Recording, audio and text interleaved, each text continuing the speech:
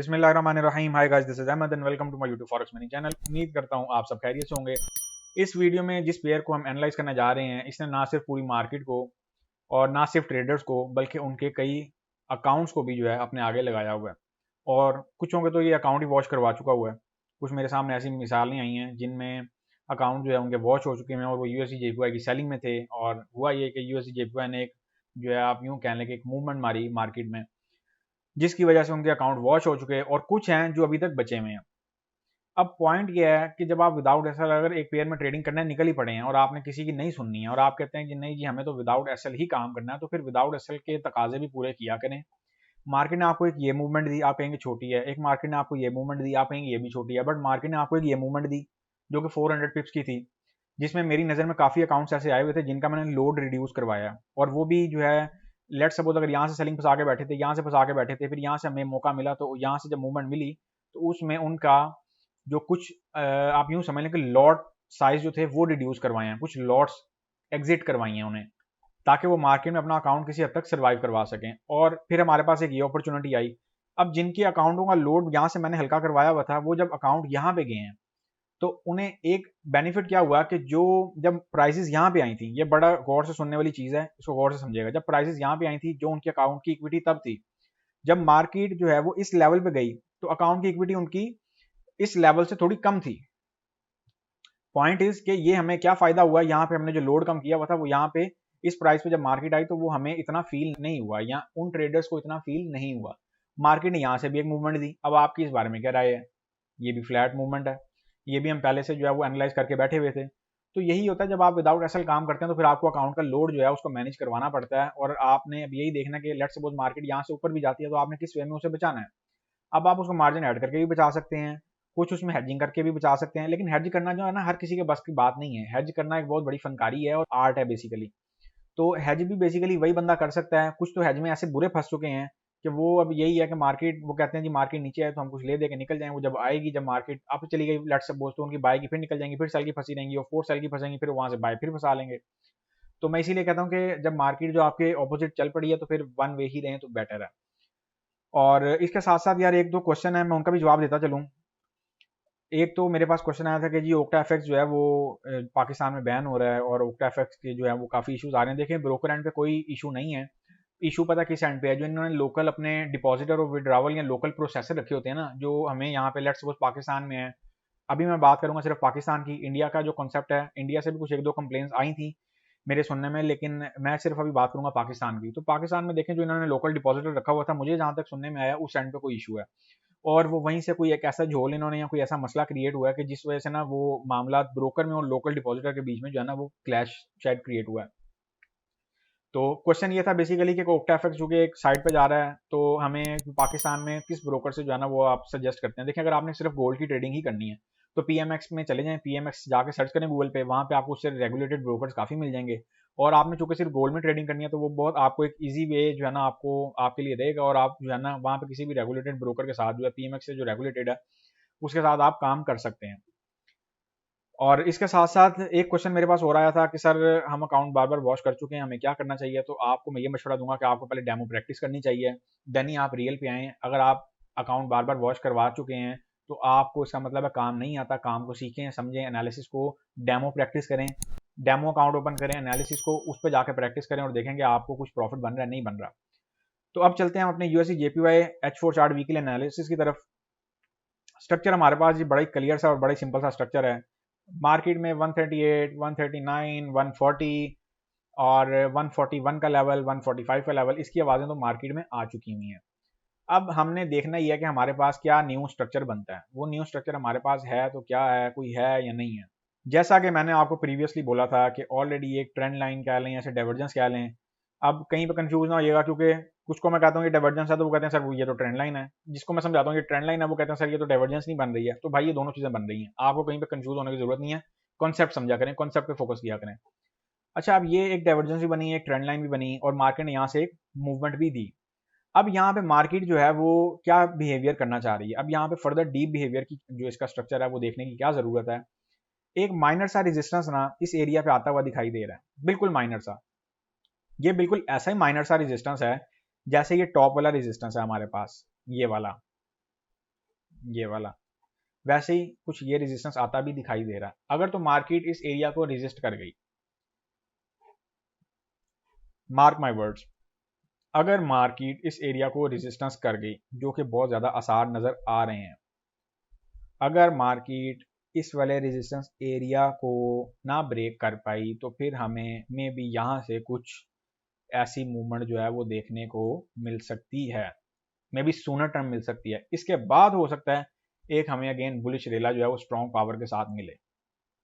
ये मेरी एक एज्यूमिंग है, या एक यूं समझ लें कि मेरी एक रिसर्च है, और ये रिसर्च हो सकता है गलत भी साबित हो, लेकिन जो चार्ट हमें बता रहा है, जो चार्ट स्ट्रक्चर समझा रहा है ना, वो ये समझा रहा है। और ये भी हो सकता है, ये भी पॉसिबिलिटी है, क्योंकि पॉसिबिलिटीज आप जितनी ज्यादा अपने सामने रखेंगे ना, आपके सामने पिक्चर जो है ना, जो बिगर पिक्चर है वो बहुत क्लियर हो जाएगी। ये भी हो सकता है कि हमें अगर यहाँ पे कुछ स्ट्रक्चर मेंटेन होता है, अब ये मार्केट ओपन होने के बाद ऑफ कोर्स ये चीज क्लियर होगी कि यहाँ पे कोई स्ट्रक्चर बन रहा है नहीं बन रहा, हमें इस एरिया में एक हेड एंड शोल्डर पैटर्न भी देखने को मिले 4 आवर चार्ट पे, जैसे हमें H1 के चार्ट पे मिला। उसकी इतनी पावर थी कि वो मार्केट को 200 पे नीचे ले आया।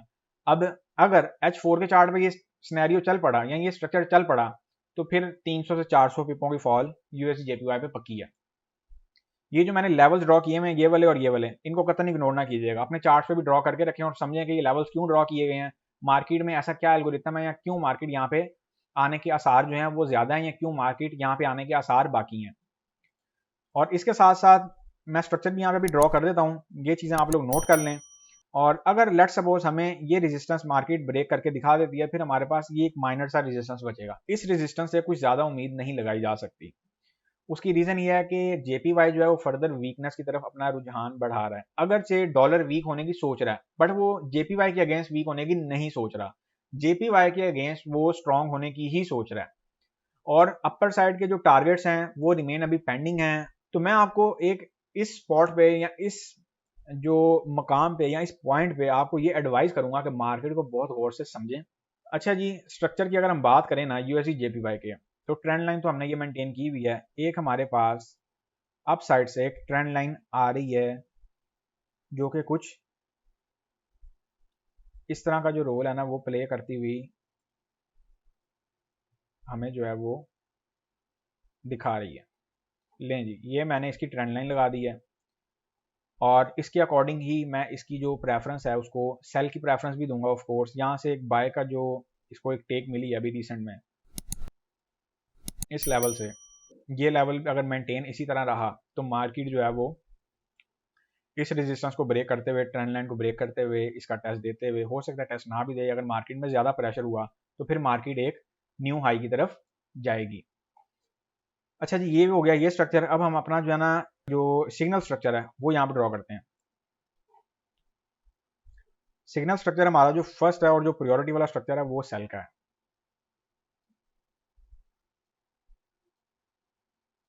इसको आप नोट कर लें। अच्छा, जो तो हैं बिगिनर ट्रेडर्स, मैं अगेन रिक्वेस्ट कर रहा हूँ उनसे, वो कोशिश करें कि यूएसडी जेपीवाई और जितने जेपीवाई पेयर्स हैं ना उनसे खास तौर पे दूरी रहें तो बेहतर है। उसकी सबसे बड़ी रीज़न ये होगी कि आप लोगों को एसएल इसका बहुत ज़्यादा फील भी होगा, बहुत ज़्यादा हिट भी होगा, आप लोगों को इसकी मूवमेंट भी समझ नहीं आएगी, और आप लोग जो है ना मज़ीद फेडअप होंगे। ये मैं आपको बहुत आसान अल्फाज में बता रहा हूँ। और ये वाली जो ट्रेड है ना इस लेवल से, ये एक हाई रिस्क, यूं समझ लें यूएसडी जेपीवाई पे इस टाइम जितना भी स्ट्रक्चर है वो एक रिस्की ट्रेड है। जो रिस्क लेंगे, जैसे पीछे कईयों ने रिस्क लिया तो वो कामयाब हो गए इस लेवल से। अब जिन्होंने नहीं रिस्क लिया उनको फिर ये है कि सब्र करना चाहिए और नेक्स्ट रिस्क के लिए वेट करना चाहिए, जैसा कि ये एक रिस्क का सिनेरियो बना हुआ है। अब इस सिनेरियो में क्या होगा, इस सिनेरियो में ये होगा, अगर तो ये ट्रेंड लाइन का फॉलोअप हमें मिल गया तो फिर तो यूएसडी जेपीवाई आप यूं समझ लें कि विद इन 3 to 4 डेज जो है ना वो 133 के लेवल तक बहुत इजीली फर्दर डिप खा सकता है। इसके बाद हो सकता है मार्केट का एक स्ट्रक्चर बने और मार्केट जो है वो इसके बाद एक स्ट्रक्चर ऐसा कुछ बना के कुछ इस तरफ का जो है ना मूवमेंट दे। अगर ये हमारा जो स्ट्रक्चर है ट्रिगर भी हो जाता है और उसके बाद मार्केट ब्रेकआउट दे देती है, तो देन फिर ये एक टोटली रिस्की ट्रेड होगी। इसीलिए आपने जो अपना मनी मैनेजमेंट है उसको मद्देनजर रखते हुए ये बात डिसाइड करनी है कि आपने इस रिस्की ट्रेड में एंटर होना है या नहीं होना। चूंकि मेरे पास इसके 2 से 3 स्ट्रक्चर हैं वीकली बेसिस पे, मैं आपको 2 से 3 स्ट्रक्चर जो है वो दोनों या तीनों जो है वो अभी आपको कॉन्सेप्ट उसका क्लियर कर देता हूँ। फर्स्ट स्ट्रक्चर तो मैंने आपको बता दिया, और फर्स्ट स्ट्रक्चर की आप जो है ना वो डिटेल्स भी यहाँ पे मैं मेंशन कर देता हूँ, नोट कर लें ताकि जो है हम साथ साथ आगे चलते हैं। अगर हम यूएसडी जेपीवाई को बात करेंगे सेल करने की, तो सेल हम कुछ इसको करेंगे 135.50260 के लेवल से। TP1 की अगर हम बात करें, अच्छा इसमें ये ऑप्शन भी आपके पास बन सकती है कि ऑर्डर हमारा ट्रिगर हो और उसके बाद मार्केट आपको 10 पीस 30 40 50 रुपए दें, तो कोशिश करिएगा कि इतनी पिप्स बुक कर लेंगे अगर आपका एसएल हिट हो भी या ट्रेलिंग हिट हो तो आप लोग प्रॉफिट में रहें, या आपको ना प्रॉफिट हो ना लॉस हो, कुछ ऐसी रेशियो सेट करके जो है इसकी चलिएगा। TP1 की अगर हम बात करते हैं तो TP1 हम इसका रखेंगे जी फ्लैट 135.00 के लेवल का। TP2 की अगर मैं बात करता हूँ तो वो रखेंगे 134.40 के लेवल का। TP3 की अगर हम बात करते हैं इसमें तो वो हम रखेंगे 133.50 के लेवल का। और एसएल की अगर हम बात करेंगे इसमें तो एसएल हम रखेंगे 136.20 के लेवल का अभी के लिए। अच्छा जी, ये मैंने एक डिटेल्स एंटर कर दी है, इनको नोट कर लें। और ये स्ट्रक्चर जो है इसको अपने जो चार्ट हैं उस पर भी प्रिंट करना चाहें तो आप कर सकते हैं।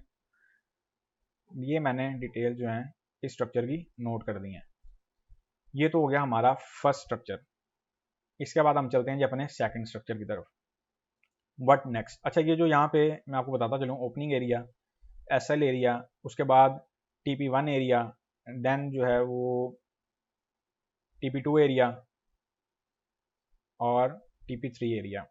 ये मैंने कुछ इजाफी पिप्स छोड़ी हैं। अगर आपका ट्रेलिंग चल रहा हो तो ही इसको चलने दीजिएगा, प्लस आपकी ट्रेंड लाइन जो है वो मार्केट को स्ट्रक्चर जो है वो फॉलो करती हुई है। याद रहे कि यूएसडी जेपीवाई इस टाइम एक ऐसे मोड पे खड़ा हुआ है कि यहाँ पे आपको ये फॉल्स ट्रेंड लाइन का ब्रेकआउट भी शो करवा के नीचे आ सकता है। इस चीज़ को भी नज़र रखिएगा, और हो सकता है कि ये यहीं से फर्दर अपनी एक उड़ान पकड़ ले। तो लिहाजा हमें मार्केट के सारे स्ट्रक्चरों पे जो है वो नज़र भी रखनी होती है, और हमें सोचना भी पड़ता है कि जो है ना मार्केट क्या सलूक या क्या बिहेवियर हमारे साथ करने चाह रही है। ये हो गया जी हमारा फर्स्ट सिनेरियो। इसको मैं लिख देता हूँ यहाँ पे फर्स्ट सिनेरियो, ताकि आप लोगों को याद रहे। ये यार ये मैं बेसिकली बिगिनर्स के लिए लिखता हूँ, क्योंकि ना उनको पता नहीं चलता, फिर वो मेरे से सवाल करते हैं कि वो फिर सवाल ये करते हैं कि सर हमें ये पता नहीं चला, ये बता दें ज़रा इसका ये होगा कैसे। तो इसलिए मैंने यहाँ पे लिख दिया ये फर्स्ट सिनेरियो। अच्छा जी, अगर तो ये रेजिस्टेंस ब्रेक हो जाता है, ये रेजिस्टेंस ब्रेक हो जाता है, फिर हमारे पास क्या स्टोरी है? फिर हमारे पास स्टोरी ये है कि फिर हम यूएसडी जेपीवाई को इस लेवल से, ये एक low risk high reward trade होगी, है तो ये भी low risk high reward trade, ये वाली भी। इसमें भी आपको 1:2:3 जो है उसका रिवॉर्ड है, लेकिन ये कुछ एक्सट्रीमली जो है ना, ये बेसिकली जो है ना यूं समझ लें कि बिल्कुल एज ट्रेड होगी, जिसमें आ रहा है या पा रहा है, और मार्केट ने अगर इससे ऊपर निकलना है तो फिर निकलना ही है। एक हमारे पास ये सिनेरियो बनेगा, सेकंड सिनेरियो, और इसको भी आप जो है भरपूर फॉलो करें 133.50 के लेवल तक। सेकंड सिनेरियो हमारे पास ये है। अब सेकंड सिनेरियो की मैं डिटेल यहाँ पे एंटर करने जा रहा हूँ, उसको भी नोट कर लें। सेकंड सिनेरियो हमारे पास क्या बनेगा? सेकंड सिनेरियो में भी हम जो है सेल की ही प्लानिंग करेंगे। सेल की प्लानिंग हम कहाँ से करेंगे? सेल की प्लानिंग हम करेंगे जी 136.50260 के लेवल से। ठीक हो गया? कंफ्यूज नहीं होना। वहां पे 130 फर्स्ट सिनेरियो में 135.50260 है, सेकंड सिनेरियो में 136.50260 है। ये मैं यहाँ पे सेकंड सिनेरियो भी लिख रहा हूँ। अच्छा जी, TP1 हम इसका क्या रखेंगे? TP1 हम इसका रखेंगे 135.75 के लेवल का। TP2 हम इसका क्या रखेंगे? वो रखेंगे जी 135.15 के लेवल का। TP3 हम इसका क्या रखेंगे? वो रखेंगे 134.30 के लेवल का। और TP4 जो है वो हम इसका क्या रखेंगे? वो रखेंगे 133.50 के लेवल का।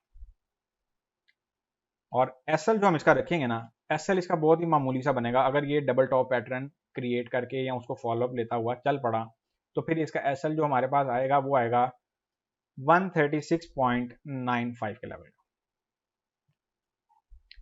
ये मैंने सेकंड सिनेरियो की डिटेल्स एंटर कर दी हैं, इनको भी आप नोट कर लें। ये हमारे पास ओपनिंग एरिया है, ये हमारे पास SL एरिया है। उसके बाद जो TP1 एरिया हमारे पास बनेगा वो ये लेवल बनेगा। उसके बाद TP2 जो हमारे पास बनेगा वो बनेगा ये लेवल। फिर TP3 हमारे पास जो बनेगा वो बनेगा 134.30 का लेवल, जो कि ये है। और TP4 जो है वो बनेगा 133.50 का लेवल। कहीं पे भी कंफ्यूज होने की ज़रूरत नहीं है, और ये ट्रेडिंग वही लोग करें जिनको ट्रेडिंग में थोड़ा सा एक्सपीरियंस है, क्योंकि मेरे सामने कुछ ऐसे लोग भी हैं जिनको साल भी हो गया लेकिन उन्हें कुछ नहीं आता, उन्होंने साल में सिर्फ अकाउंट वॉश ही करवाए हैं और वो स्टिल इसी तगो-दो में है। उनको मैं ये एडवाइस करूंगा कि वो डेमो प्रैक्टिस कर लें। इससे ये होगा कि उनके स्किल में इजाफा हो जाएगा, उनको कुछ सीखने को मिलेगा, कुछ नया सीखने को मिलेगा। इन फ्यूचर कभी ऐसा स्ट्रक्चर आएगा और वो रियल पे होंगे तो कभी मार नहीं खाएंगे। उनके लिए मेरी ये एडवाइस है। अच्छा जी, ये हो गया हमारा फर्स्ट सिनेरियो और ये हो गया हमारा सेकंड सिनेरियो। अब इसके बाद हमारे पास एक बचता है जी थर्ड सिनेरियो। थर्ड सिनेरियो हमारे पास क्या बनेगा? थर्ड सिनेरियो जो हमारे पास बनेगा वो ऑफ कोर्स बुलिश का बनेगा। अगर मार्केट बुलिश का ब्रेकआउट कर जाती है तो फिर हमारे पास क्या सूरत हाल बनेगी? उसके लिए मैं यहाँ पे कुछ एडवांस जो है वो लेवल ड्रॉ कर रहा हूँ, इसको अपने ज़हन में रख लें।